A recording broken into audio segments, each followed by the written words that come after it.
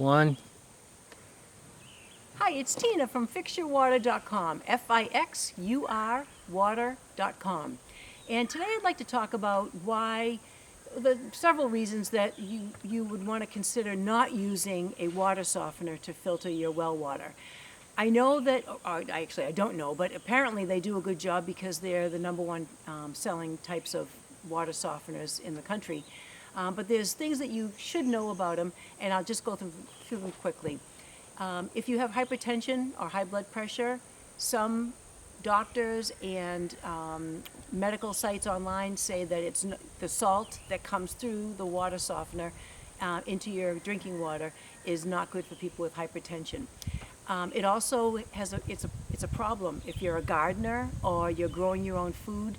It stunts and or kills plants, or at least browns the foliage on them.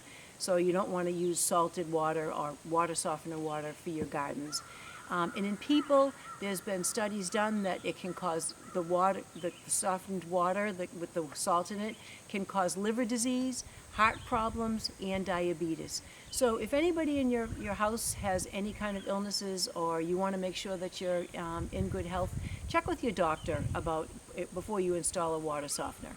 Thanks so much, and I look forward to talking with you in the next video.